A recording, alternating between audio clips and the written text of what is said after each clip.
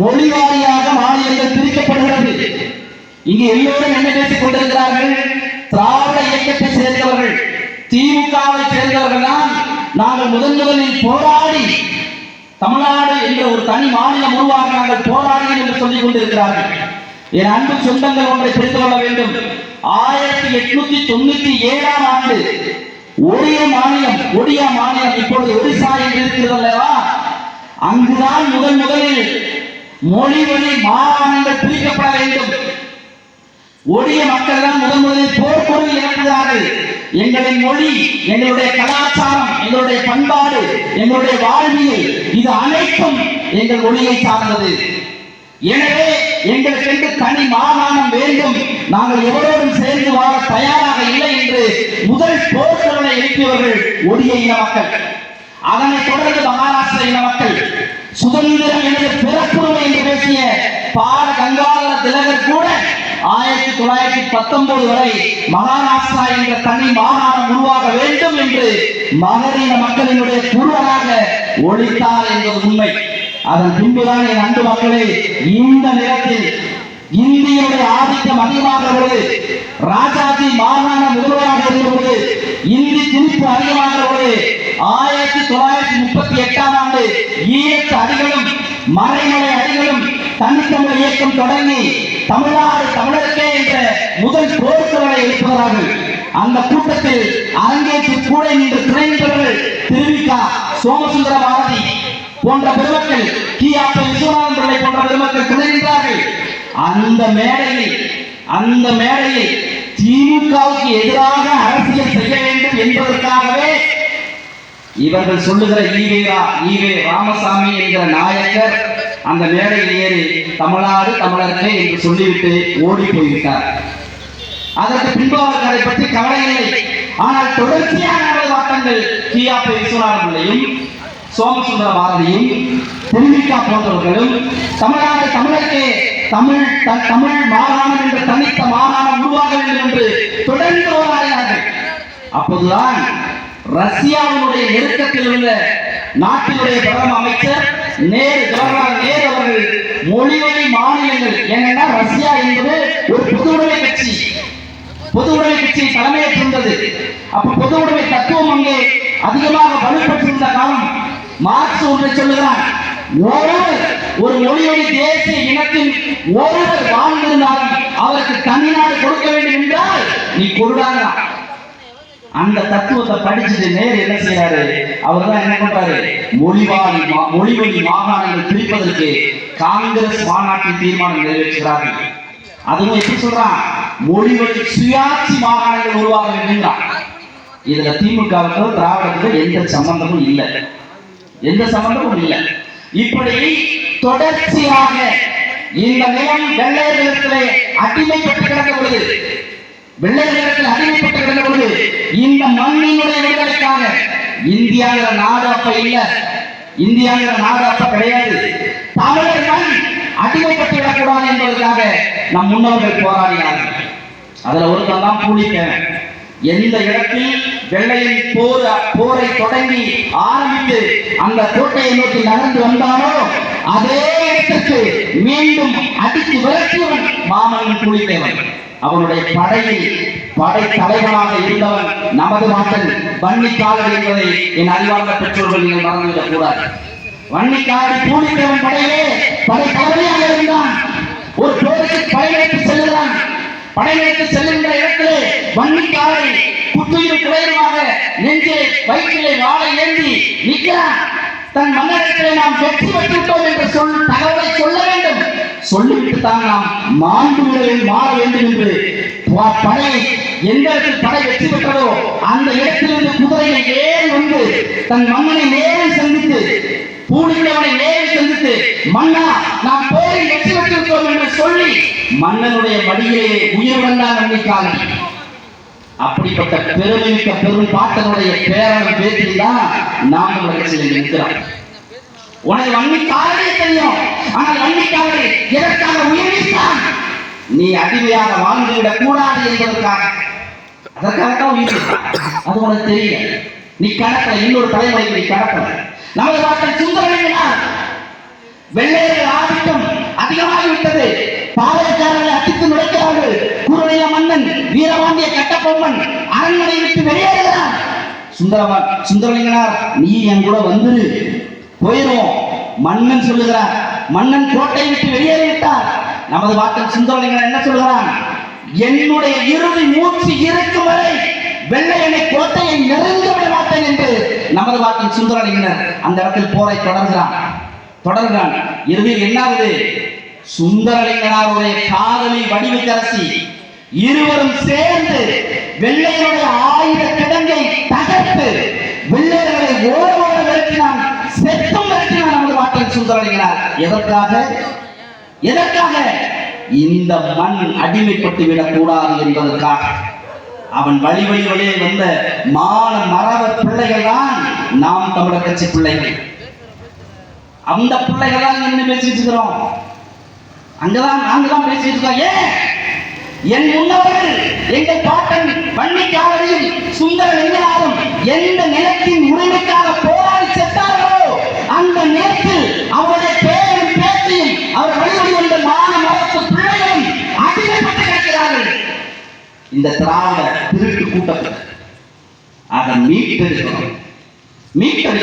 அற்ப பணம் 1000 2000க்கு உரிமையை அடவைத்து நீ மீண்டும் பெருமை செய்வது எப்படி இருக்கிறது? நீ நான் சாகுற வரைக்கும் திமுகவுக்கு தான் என் ஓட்டு, சாகுற வரைக்கும் அதிமுகவுக்கு தான் என் ஓட்டு. இப்படி பேசுறதுக்கா வன்னிக்காரர்கள் சுந்தரலிங்கனாரும் இப்படி போரில் மாண்டு செத்தான்? இப்படி பேசுறதா செத்தான்? இன்னொரு வாட்டன் வெள்ளை வர்த்தகம் செய்ய இங்கே வந்தான். இவனை போரிட்டு மீட்க முடியாது, இவனை தீர்க்கணும். ஒரே ஒரு வழி, இரண்டாவது வழி. அவன் எதற்காக இந்த இடத்துக்கு வந்தான்? வியாபாரம் செய்ய வந்தான். அதே வியாபாரத்தை நாம் செய்வோம். அவன் கப்பல் விடுகிறானா, நாமும் கப்பல் விடுவோம் என்று சுதேசி கப்பல் விட்ட வ.உ. சிதம்பரம். நீ கற்பனை கூட நினைச்சு பார்க்க முடியாது. இவர் அவங்க தாத்தா வழக்கறிஞர், அப்பா வழக்கறிஞர், ஐயா வ.உ. சிதம்பரம் வழக்கறிஞர். வெள்ளையர்களை எதிர்த்து சுதேசி கப்பல் இயக்க வேண்டும். இந்தியா முழுக்க பயணம் செய்கிறார். 40,000 பங்குதாரர்களை உருவாக்க வேண்டும். 40,000 பங்குதாரர்களை உருவாக்கி சுதேசி கப்பலை இங்கிருந்து இந்தியாவிலிருந்து இலங்கைக்கு நாம் விட வேண்டும். வெள்ளையருக்கு எதிராக நாம் போரை தொடங்க வேண்டும், வர்த்தக போரை தொடங்க வேண்டும் என்று தொடங்குகிறார். என் அன்பு சொந்தங்களே, இந்திய வரலாற்றிலேயே இந்திய நாடு உருவாக்கப்பட்டது வெள்ளையர்களால் கட்டமைக்கப்பட்டது.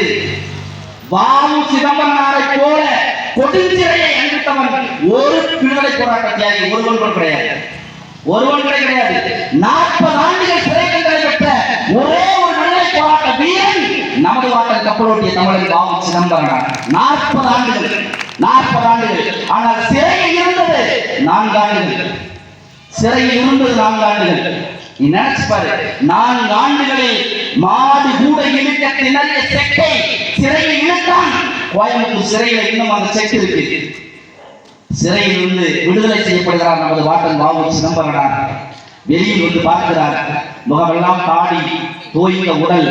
வெளியே வந்து பார்க்கிற பொழுது சிறை வாசலில் அவரை வரவேற்க அவருடைய உதவியாளர், அவருடைய கணக்கு பிள்ளை ஒருவர் நின்று கொண்டிருக்கிறார்.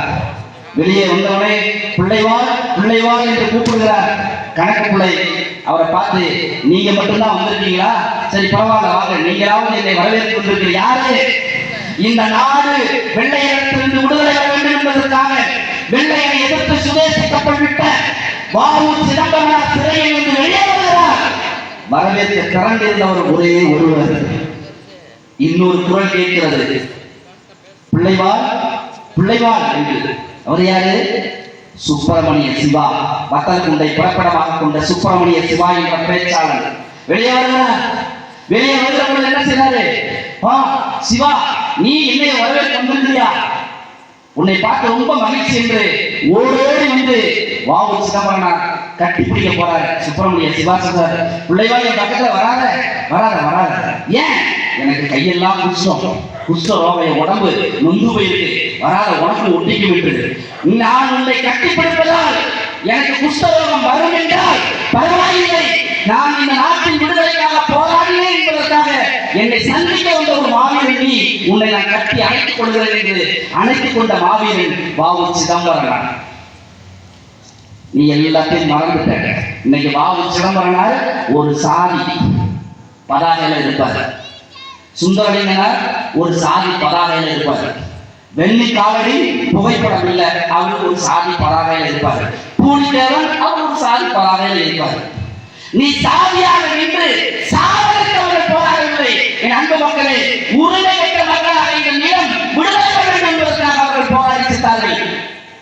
ஆனா இவன் உன்னை சாதி தலைவனாக்கி உன்னை பிரிச்சு வச்சுட்டான். எப்படி இருக்கு, எப்படி இருக்கு பாருங்க. இந்த நிலை மாறும். கொடுமை என்னன்னா, 20 வல்லரசு நாடுகளை எதிர்த்து போராடி 6 படை கட்டி உலகில் எதற்கு மொத்த பைசாக்களை கைவிட்டு வாங்காம 6 படை கட்டி உலக வல்லாதிக்க நாடுகளை எதிர்த்து உலக போர் இருந்த மாவீரன் மேதகவி பிரபாகரனையே நீ சாதி தலைவராக்கிட்ட. சாதி தலைவராக்கிட்ட. தமிழர் என்ற தேசிய இனம் உலகின் மிக மூத்த இனம், அறிவிலும் அறிவியலிலும் சிறந்த இனம் என்று உலகத்துக்கு பறைசாற்றிய மாவீரன் மேதகவி பிரபாகரன். நீ சாதி தலைவராக இருக்கின்ற. உனக்கு தலைவர் யாரு? உனக்கு தலைவர் யாரு? கருணாநிதி, எடப்பாடி பழனிசாமி, ஓ பன்னீர்செல்வம், ஜெயலலிதா, ஸ்டாலின், உதயநிதி ஸ்டாலின், இப்போ ஒருத்தர் தலைவி. இவர்கள் யாரு?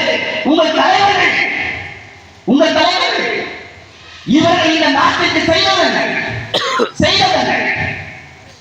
எனக்கு முன்னாடி பேசுறாங்கல்ல, காமராஜரை பற்றி, முத்துராமலிங்க தேவரை பற்றி பேசினாங்கல்ல. காமராஜரும் முத்துராமலிங்க தேவரும் 4000 நாட்கள் சிறையில் இருந்தார்கள் விடுதலைக்காக போராடி. அதே சமகாலத்தில் வாழ்ந்த அண்ணாவும் கருணாநிதியும் எத்தனை நாட்கள் சிறையில் இருந்தான்? எத்தனை நாட்கள் சிறையில் இருந்தான்? சொல்ல முடியுமா? சொல்ல முடியுமா? ஆனா அங்க பாரு, பள்ளிக்கூடம் கட்டினா கருணாநிதி, பேருந்து நிறுத்த கட்டினா கருணாநிதி. இந்த ஒண்ணுக்கு தான் வைக்கல, கனி வரைக்கும் சாராய கட்டி பேர் வைக்காம இருக்காங்க. நாங்க அதை கோரிக்கையா வைக்கணும், தயவு செஞ்சு வச்சிருக்கோம். வைக்க வேண்டியது அதுக்கு மட்டும்தான், அதுக்கு மட்டும்தான் வைக்க முடியுங்க. இன்னும் வைக்கல. எப்படி பார்க்க எவ்வளவு கொடுமையை அன்பு சொந்தங்களே, எங்களுடன் பிறந்தவர்களே, இத்தனை அயோக்கியத்தனத்தையும் சகித்துக் கொண்டு நீங்கள் வாழ்வதற்காக நமது வாக்கல் மன்னிக்காரடி, நமது வாக்கல் சுந்தரலிங்கனார், நமது வாக்கல் வ.உ. சிதம்பரனார் போராடி சென்றார்கள். இதற்காகவா? இதற்காகவா? தீபாவளிக்கு காசு 200 ரூபாய் தராது போய் பஸ் எடுக்கிறானையா, அது மீசையை தடைக்கிறான். அப்படி என்னடா பிரச்சனை? 200 ரூபாய் தராது. ஆடு மாடு கூட்டம் மாதிரி யாரு தீபாவளி? உன் விழா, உன் பண்டிகை பொங்கல், உன் விழா, நீ ஒரு விருந்து கொண்டாட, அதுக்கு 200 ரூபாய் சம்பாதிச்சு கொண்டாட பஸ்டில் இந்த மாநிலத்தை எதுக்கு? என்ன நடக்குது இந்த நேரத்தில்? அரசியல் என்ன நடக்குது? அவரு நல்லவர். என்னடா பண்ணுவது? ஓட்டுக்கு 1000 ரூபாய், 1500 ரூபாய், கோயில் வந்துட்டா 5 லட்சம், 10 லட்சம் எங்கிருந்து கொடுக்குறாரு? எங்கிருந்து கொடுக்குறாரு? இந்த நிலைமையில குறிப்பா ஆத்தூர் சட்டமன்றத்தில் ஒரு அரசு, ஒரு எடுத்துக்காட்டு சொல்றேன் பாருங்க. செம்பட்டியில இருந்து கன்னிவாடி வழியா மூலச்சத்திரம் போற அந்த ரோடு இருக்குல்ல, அதுல பக்கத்துல பண்ணப்பட்டின்னு ஒரு ஊர் இருக்கு. ஒரு பண்ணப்பட்டின்னு ஒரு ஊர். ஒரு 10 ஆண்டுகளுக்கு முன்னாடி ஐயா அப்பா அமைச்சராக இருந்தாங்க. ஐயா ஐயசாமி அப்பா அமைச்சராக இருந்தாங்க. அப்ப ஒருத்தர் என்ன செய்யறாரு அப்படின்னா, பெரிய பதாகை அவர் வந்து அப்ப அதிமுக இருக்காரு, அவருடைய புகைப்படம் போட்டு பெரிய பெரிய பதாகை எல்லாம் வைக்கிறாரு. இவர் அந்த பக்கம் போறாரு. போன உடனே அவர் அப்படியே பார்க்குறாரு, ஓ நம்ம பகுதியில் புதுசா அதிமுக பதாகையில ஒருத்தர் புதுசா பெரிய படம் அப்படியா, யாரு மாலை பிடின்னு பார்க்குறாரு. அவர் எங்கெங்கெல்லாம் எதெல்லாம் தொடர்புல இருக்காருன்னு பார்க்குறாரு. அப்ப அவர் அந்த ஊர்ல ஒரு கோயில், அந்த கோயிலுடைய அறங்காவலர் குழு தலைவர். இப்ப நம்ம ஊர்ல ஒரு கோயில் இருக்கு, இதுக்கு ஒரு அறங்காவலர் குழு இருக்கு, ஒரு தலைவர் இருப்பாங்க. அதுபோல அந்த ஊர்ல அவர் அறங்காவலர் குழு தலைவர் அவர் இருக்காரு. அப்ப அவர் என்ன பண்றாரு, அவர் அந்த இதெல்லாம் பார்த்துட்டே இருக்காரு. இப்ப இவர் அமைச்சர் இல்ல, வலிமையான அதிகாரம் இல்ல, வானளாவிய அதிகாரம் இல்ல. அப்ப என்ன செய்யறாருன்னா, திண்டுக்கல் மாவட்ட இந்து சமய அறநிலையத்துறை இயக்குனர். இந்து சமய அறநிலையத்துறை இயக்குனர் இந்த மாதிரி கோயில்கள் இதெல்லாம் யார் கீழே வரணும்? இந்து சமய அறநிலையத்துறை கீழே வரணும், HRCE அப்படின்னு சொல்லுவோம். இப்போ இதுக்குள்ள போகணும். அப்ப என்ன செய்யறாருன்னா, அங்கிருந்து ஒரு அதிகாரி அனுப்பி இந்த கோயில் நிர்வாகம், ஏன்னா இந்த கோயில் இப்ப நம்ம கோயில் ஒன்று கட்டுறோம், ஒரு ஆலயம் கட்டுறோம் அப்படின்னா என்ன இருக்கும்? நம் முன்னோர்கள் அந்த கோயிலை வழிபடுவதற்காக, தெய்வத்தை வழிபடுவதற்காக தன் சொந்த நிலத்தை கொடுப்பாங்க. சொந்த நிலத்தை கொடுத்து கோயிலை கட்டி அதுக்கு அங்காவோட அந்த குடும்பத்தாட்களே அங்கே இருப்பாங்க. அது அவங்க சொத்தாதான் இருக்கும் அந்த இடம்லாம். இப்போ கோயில் உருவானே மக்கள் வழிபாடு அதிகமாக என்ன ஆகும்? வருமானம் வரும். கோயிலை சுற்றி தான் பொருளாதாரம் சுரடும். அப்ப என்ன செய்யறாங்க? இதுல வந்து முறைகள் இருக்கு, அது இருக்குன்னு சொல்லி அவரை திரட்டன் பண்ணி, அதனால இந்த கோயில் சொத்துக்களை பராமரிக்க நாங்கள் வந்து அரசே ஏற்று அறநிலையத்துறைக்குள்ள போவோம் அப்படின்னு சொல்லி. இப்ப இந்த கோயில் யாருக்கு இருக்கு? அவர் காலங்காலமா அவருடைய முன்னோர்கள் காலத்திலிருந்து அவர்கள் நிறுவி அந்த கோயிலை நிர்வகிச்சு வந்துட்டு இருக்கிறாங்க. இப்ப இந்த சிக்கல் வந்தோடனே அவர் என்ன செய்யறாருன்னா, அவரை அச்சுறுத்துறாங்க. உடனே அவரு நேரா போய் இவரை சந்திக்கிறார். இந்த மாதிரிலாம் சிக்கல் வருது, அவரு நேரா சந்திக்கிற இவர் ஒரு தூது விடுறாரு. இந்த மாதிரிலாம் பிரச்சனை, இந்த ஆலயத்தை வந்து அரசு செய்யும் போது இப்ப என்ன பிரச்சனை? உடனே அவரு அதான் ஒன்றும் பிரச்சனை இல்லை, நீ திமுகவை சேர்ந்து மீதி எல்லாம் நான் பார்க்கிறேன், நீயே அரங்காவோட ஒரு தலைவரா தொடரு அப்படின்னு சொல்லிடுறாரு. இன்னைக்கு அவர் உயிரோடு இருக்காரு. வேணா நீ போய் கேட்டுக்க, பண்ணப்பட்டியில யாருங்க ஐயா அந்த மாதிரிலாம் மாறினது அப்படின்னு போய் கேட்டு சொல்லுவாங்க. ஒவ்வொரு ஊருடையும் மக்கள் எதன் மீது பற்று கொண்டிருக்கிறார்களோ, கோயில் மீது, ஆலயத்தின் மீது, இப்படி பற்று கொண்டிருக்கிற இடத்தில் ஒரு அரசியல் இடத்தை தன் இருப்பை தக்க வைத்துக் கொண்டிருக்கிற ஒருவர் தான் உங்களுடைய அமைச்சர் மாண்புமிகு ஐயா ஐபிஎஸ். சத்தியம் பண்ணி சொல்றேன், இல்லை மட்டும் சொல்ல சொல்லுங்க, இல்லை மட்டும் சொல்ல சொல்லுங்க. கேட்டவரம் கொடுக்கும் அம்மா சின்ன குழந்தை அம்மன் ஆலயத்துக்கு முன்னாடி இருந்து நான் சொல்றேன், எங்களுக்கு ஒரு வரம் கொடுமா, வரம் கொடு. இந்த ஐயப்பன் பூரா அடிச்சு துரத்திட்டு தூய ஆட்சி வர தமிழ் தேசிய அரசியல் இந்த இடத்தில் நிறுவ ஒரு வரம் கொடுத்து இப்ப நம்ம என்னன்னா பரம்பரை சத்தியம் பண்ணிட்டாங்க. யார்கிட்ட? நம்ம குலதெய்வம் சின்ன பகவதி அம்மன், நம்ம குலதெய்வம் அங்காள பரமேஸ்வரியில பரம்பரை சத்தியம் பண்ணிட்டாங்க. என்ன சத்தியம் பண்ணிட்டோம்? சாகுற வரைக்கும் கருணாநிதி குடும்பம் தான் நமக்கு முதலமைச்சர். சாகுற வரைக்கும் நம்ம ஐயா தான் நமக்கு சட்டமன்ற உறுப்பினர். அவர் குடும்பத்தில் தான் அடுத்த எம்எல்ஏ வரணும் நம்ம முடிவு பண்ணிட்டோம். ஏன்னா நம்ம தான் சாமிகிட்ட வரவேட்டோம்ல. இந்த இழிநிலையிலிருந்து நாம் என்று மாறுகிறோமோ அன்றுதான் மாற்றம் நம் வாழ்க்கையில ஏற்றம். சொன்னாங்க தம்பி என்ன காமிச்சாங்கல்ல, எவ்வளவு மண்ணு. சித்தையங்கோட்டை ஆரம்ப சுகாதார நிலையம் தரம் உயர்த்தப்பட வேண்டும். எந்த திமுக கவுன்சிலர் மனு போட்டிருக்காரு? எந்த திமுக சேர்மன் மனு போட்டிருக்காரு? எந்த திமுக கிளை செயலாளர் மனு போட்டிருக்காரு? அதிகாரம் அவர்களிடத்துல தான் இருக்கு, ஆட்சி அதிகாரம் அவர்கள் கையில தான் இருக்கு, அமைச்சர் அவங்களுடைய ஆளுநர். ஒரு வார்த்தையில எல்லாத்தையும் செய்யக்கூடிய வலிமை உடையவர் தானே. தரம் உயர்த்திருக்கணுமா வேணாமா? தரம் உயர்த்திருக்கணுமா வேணாமா? இல்ல. நிரந்தர மருத்துவர் கிடையாது. ஆரம்ப சுகாதார நிலையத்தில் நிரந்தர மருத்துவர் கிடையாது. எதுக்கு ஊசி விடுவாங்க? காய்ச்சலுக்கு, சளி பிடிச்சா இதுதான். திடீர்னு எனக்கு பாம்பு கடிச்சுன்னா நான் இங்க இருந்து திண்டுக்கல் போகலாட்டியும் அல்லது மதுரை போகலாட்டியும் அல்லது வத்தலகுண்டு போகலாட்டி செத்து போயிடணும். நான் பொழைச்சிடக்கூடாது. நீ எல்லாம் விவசாய குடிகள் வாழ்ற இடம். அப்ப இந்த விசசந்துகளுக்கு பக்கத்துல நான் வாழும் பொழுது எனக்கு தரம் உயர்த்தப்பட்ட மருத்துவமனை பக்கத்துல வேணும் கேட்பது நியாயமா இல்லையா? கேட்பது ஒரே ஒரு கட்சி, நாம் சொல்ற கட்சி. உங்க பிள்ளை லட்சுமணன் அவன் மட்டும்தான், அவன் தான் கேட்பான். எத்தனை விபத்து இந்த சாலையில எத்தனை விபத்து நடக்குது? யாரு பாதிக்கப்படுவது? யாரு? நம் பிள்ளைகள், அடுத்த தலைமுறை பிள்ளைகள், நமது பிள்ளைகள் பாதிக்கப்படுது. ஒரு விபத்து நடந்து முடிஞ்சிருச்சு. இங்க இருந்து எங்க போய் போன ஒண்ணு அரசு மருத்துவமனை திண்டுக்கல் அல்லது அரசு மருத்துவமனை ராஜாஜி அரசு மருத்துவமனை மதுரை கொண்டு போகணும். அவசர ஊர்தி இல்ல, 108 ஆம்புலன்ஸ் இல்ல. அதை கோரிக்கை வைத்து எங்க ஊர்ல நிரந்தரமா ஒரு அரசு 108 ஆம்புலன்ஸ் நிறுத்தி வைடா அப்படின்னு கேட்கணும். ஒரே ஒருத்தன் உங்க ஊர்ல பிறந்தவள லட்சுமணன். அவன் தான் கேட்டான், ஏன் இத்தனை வருஷம் அதிகாரத்தில் இருந்து சுவைக்கு கோடி கோடியாக சம்பாதித்த எவருக்கு இந்த சிந்தனை வரல? ஏன் வரல? ஏன் வரல? கவுன்சிலர் ஆனா 5 வருஷத்துல இத்தனை கோடி, சேர்மன் ஆனா 5 வருஷத்துல இத்தனை கோடி, இது வந்தா எனக்கு போதும், மக்கள் தெருக்கோடியா போகட்டும் போகட்டும். கேட்டது யாரு? உங்க பிள்ளையான் கேட்கிறான், உங்க பிள்ளையான் கேட்கிறாங்க. என் பேரூராட்சி நிர்வாகம், சித்தையோட பேரூராட்சி நிர்வாகம் ஒரு பேருந்து கட்டி எத்தனை வருஷம் ஆச்சு? எத்தனை லட்சம் ரூபாய் நிதி ஒதுக்குனது? இந்த பேருந்து எத்தனை லட்சம் ரூபாய் நிதி ஒதுக்குன? கட்டின காலத்திலிருந்து இன்று வரை அந்த பேருந்து நிலையம் பயன்பாட்டில் இருக்கிறதா? என் அறிவார்ந்த பெற்றோர்கள் திமுகவை சேர்ந்தவங்க, அதிமுகவை சேர்ந்தவங்க, தாவேகாவை சேர்ந்தவங்க, எங்க ரொம்ப ரத்த சொந்தங்கள், என் உடன் பிறந்தவர்கள். அந்த வரிப்பணம் யாருடைய வரிப்பணம்? பேரூராட்சியால் கட்டப்பட்ட அந்த வரிப்பணம் யாருடைய வரிப்பணம்? உன்னுடைய வரிப்பணம். நீ தண்ணிக்கையும் கட்டுனது, நீ சொத்து வரியும் கட்டுனது, நீ தொழில் வரியும் கட்டுனது. அந்த வரிப்பணத்தில் கட்டப்பட்ட அந்த பேருந்து நிலையம் எவ்வளவு பயன்பாட்டுக்கு வந்திருக்கு? இதுவரை பயன்பாட்டில் இருக்கா? எத்தனை பேருந்து அந்த உள்ள நுழைஞ்சு நின்று போகுது? ஏதாவது இருக்கா? இல்ல.